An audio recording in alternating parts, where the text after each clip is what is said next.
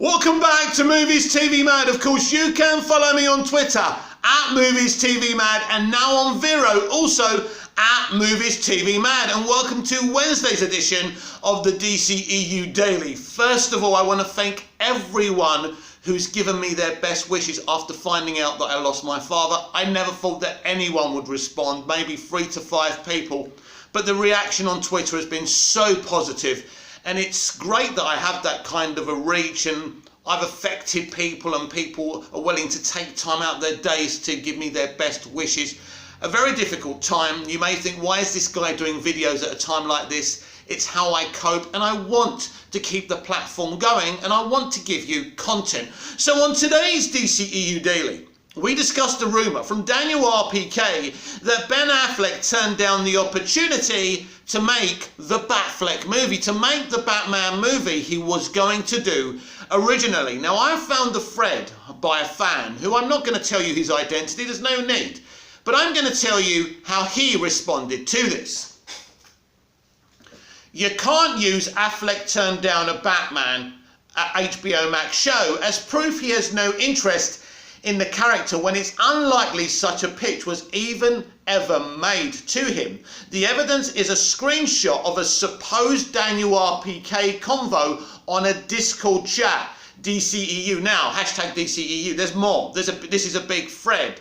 Now, Daniel RPK is very well connected and he obviously does streams where you can pay to listen to him asking questions. And apparently there's a screenshot going around online of some kind of discussion where he reveals that Ben Affleck turned down this opportunity. Anyway, we carry on.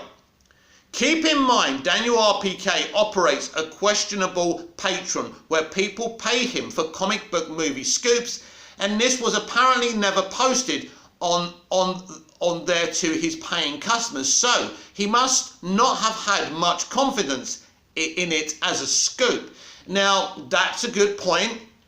So to me, it seems unlikely a Ben Affleck HBO Max show ever existed to Ben Affleck to turn down. It remains that all we have is an out of context quote from him about not doing more IP despite filming The Accountant, Zack Snyder's Justice League, and a cameo in the Flash movie. That's very true, but what's interesting is his comments about IP come after he did all those projects. Let's not forget about that. This a man literally scheduled a Jimmy Kimmel interview to say, I'm not Batman, only to turn around and be Batman in Zack Snyder's Justice League. Additional photography in the Flash movie. Nothing he has said or done is evidence he wouldn't come back to the Batman role on his terms. Which means it's ultimately the studio that is not meeting his terms, whatever there may be. I can summarize it amounts to a level of creative control and money, just as it always has, right? Everyone wants the control and the money. So let's look at this. So do you believe this screenshot from a conversation Daniel RPK had on one of his platforms, or don't you believe it? Apparently it wasn't even posted. Maybe Daniel wasn't that confident as this lad says about the scoop, but let's discuss it. First of all, let's pretend this is a fact.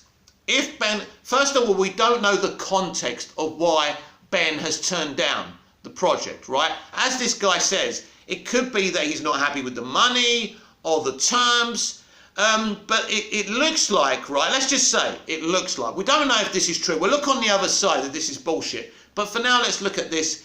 If this is true, all we know is, if this is true, that he's turned down the opportunity. Now, this would fit very well with him saying he doesn't want to be involved with IPs anymore. But if this is true as well, if he has been offered a Batman movie, if he's been offered that Batman movie, that means he's not deleted in Flashpoint. That means his Batman is still the DCEU Batman and he's been made an offer.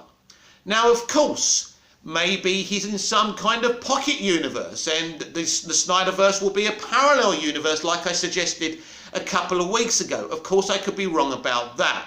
That's if this rumour is true. But when you hear someone's turned something down, you don't know the context of the reasons why he's turned that down. So very interesting and very intriguing, and we don't know what's going on. But of course, most likely with the internet, this is of course bullshit, and it's kind of been brought up because of what he said about not wanting to do IPs anymore. But here's the fact that we do know. That Ben Affleck basically said he didn't want to do IPs with ready-made, you know, fans and consumers ready to watch it. Batman is one of those things. But what we also know is that he didn't come out and say, I'm not doing Batman anymore. He said, I'm not Batman in that Jimmy Kimmel interview, and then things changed and he is Batman. But the context of that Jimmy Kimmel interview is he said it because he's not Batman, because basically he was saying Robert Pattinson was Batman. So that means not even Ben knew where Robert Pattinson's Batman would be situated, that it would be given its own universe to play in, its own Earth too. So again, very interesting. So we're just attempting to put these puzzle pieces together. But as I said earlier, if he's been offered to make the Batfleck movie, then that would say that he's still a thing after Flash. This would also say that Michael Keaton isn't the only Batman in Earth 1 of the DC Extended Universe. So how is this actually going to work? I've worked it out. Because Michael Keaton is not going to be the DCEU's Earth 1's main Batman. As they've already explained, or the rumours have come out, he's going to be a Nick Fury figure who appears in post-credit scenes, will appear quite a lot in the Batgirl movie because he's going to be her inspiration for becoming Batgirl. He's probably going to train her like he does in the comics, or how he does with Roy in Batman Beyond. But he's not the main Batman. How could he be? Because in a way, he could end up being a variant Batman. So it looks to me that Ben Affleck will not be deleted, but probably his first movie, BVS, will be within the reboot, within Flashpoint and the damage that, you know, that reboot will do. So that means that certain films won't exist anymore. We discussed this a couple of videos ago, and I actually said that Man of Steel would be the only existing DC Extended Universe movie to actually exist. So that's my theory, but of course that's one of many of ongoing theories that I have. All the movies may stand up and may still be remembered. I don't know how they're rebooting this franchise. Nobody does. All we can do is have little theories, but anything is possible. One of those options is for Man of Steel to be the only movie standing. So, Ben Affleck, from this, you know, you can see this as bad news. Oh, he's turned down a Batfleck movie. Let's say this is true. If this is true, that means his Batman is still the DCEU's Batman. That's a good thing, right? That means he still exists. That means there's some kind of negotiations and he's turned down the opportunity. But it probably looks like he's definitely in the Batgirl movie with Michael Keaton. Because it's the only thing that makes sense, right? And wouldn't it be awesome if he and Michael Keaton share scenes together? I mean, the only issue for me is you don't want Batman stealing, you know, Leslie's and Batgirl's thunder. So even as a big Batman fan, I love Batgirl. I've read a lot of Batgirl and I think she deserves her own stage. But you can, you know, it could be that they're setting up the Bat family like they are in Matt Reeves' The Batman Earth 2 universe. So this is mad. This is a proper multiverse. So I actually do believe that Ben Affleck is Batman still after the Flash movie, but Michael Keaton is another version of Batman, a variant from another universe, kind of doing his bit as well and helping. Maybe he's here to pre-warn everyone about some kind of war that's coming as well and preparing. Yeah, this is a good theory actually, even if it is my own. Think about this. Maybe he knows something is coming from the depths of the multiverse and he's going through these heroes, right, trying to train them and prepare them and warn them for what's coming. So this could be a thing that he's doing. That would be a really awesome idea. But meanwhile, Ben Affleck is still the Batman. So I actually do believe that he's turned down the Batman movie. I believe at this moment in time, he's happy, like Henry Cavill is, to do cameos. I think we're going to get cameos of Affleck and Cavill in different DCEU movies, including the Flash movie. I expect Cavill to be in it because now we know Feora and Zod's in it. Cavill's definitely in it because they're kind of reasserting, rejigging the Man of Steel movie to reset and reboot this franchise. So I think both Batman are going to be a thing in the DC Extended Universe going forward. So this rumour of him turning this film down at least brings a little bit of a positive that he is indeed still Batman in the DCEU. So what have we kind of really delved into and kind of decided on this video? Well, not we, but me. Comment down below. Let me know what you think, please. Don't be afraid. This is a platform that welcomes people and geeks and nerds to have their opinions constructively and politely, of course, because I'm a polite kind of chap, unless you really wind me up, and no one's ever done that yet. Even if you say something I get annoyed with, I bite my tongue because, you know, everyone has their opinions and it should be a place where people can, you know, be vocal about their opinions. So what I've kind of come to a decision about is that Ben Affleck did actually turn down the opportunity to do this movie because that's where he stands, but it doesn't mean he can't do cameos. And considering he most probably is cameoing in the Batgirl film, he's definitely in the Flash movie, I think he survives the Flash movie, but his film doesn't. Batman vs Superman. Maybe they're reasserting his character as well. We'll have to wait and see. So I think we're just going to see his character all over the shop in the DCEU. So I actually think what's come out of this is pretty good, that Ben Affleck is still canon. Because if Ben Affleck wasn't still canon and didn't survive the Flash and didn't get deleted, then why would they be offering him a Batfleck movie in the first place? So I actually choose to believe this news. Now, moving away from this, now we kind of sorted that out for now, we are now not looking at the worlds of DC, we're looking at the two worlds of DC.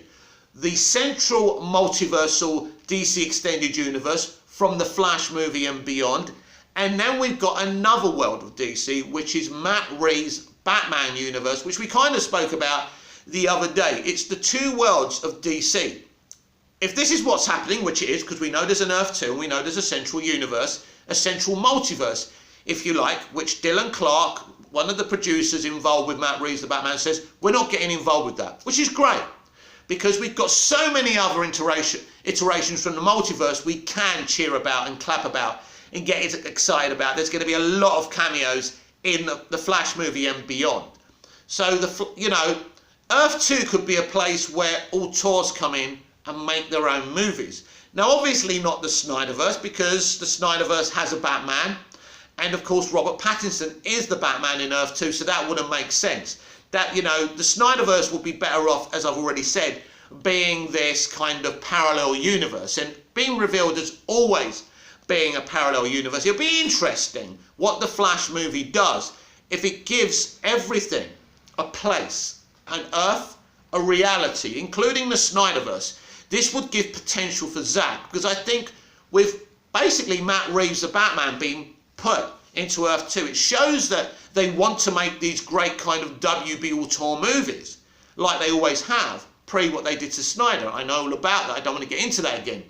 So Earth 2 can do that. But meanwhile, in the central multiversal universe, you can sit there with your kids and, you know, young adults, you know, and adults like us, and enjoy the multiversal action and, you know, the PG-13 movies. And then you've got the Joker universe. Whether the Joker universe is Earth 2 as well, we just don't know. I think it is, but we'll have to wait and see. Everyone has different conflicting opinions about that. We'll have to wait and see if Barry from the Eternals is actually playing the Joker in the Batman. Many people talking about this with, you know, with big platforms believe Barry is the Joker. We'll have to wait and see.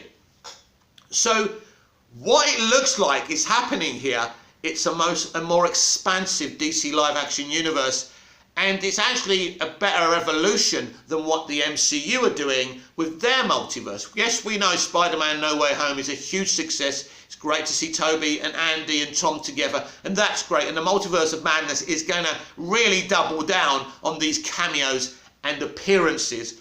But I think if you've got a franchise like the DC live action universe with 2 Earths, at least at this moment in time, you can have one for all tours, and you can have one for people who just want to have fun watching movies like the MCU stands want to do. What DC live action can do, what Ann Sarnoff and Walter Hamada seem to be doing here, is giving us something for everyone. And isn't that brilliant? Doesn't that give DC live action lots of potential? This has been the DCEU Daily. I'm Mick, your host with the most. Just ask your girlfriends and your wives. Like, share, comment down below, and please hit the notification bell so you never miss this perfection. And I'll see you again, maybe not tomorrow, but after tomorrow, the next day, which is Friday. So until then, I'll see you again soon. Have a lovely day. Goodbye, au revoir, auf Wiedersehen.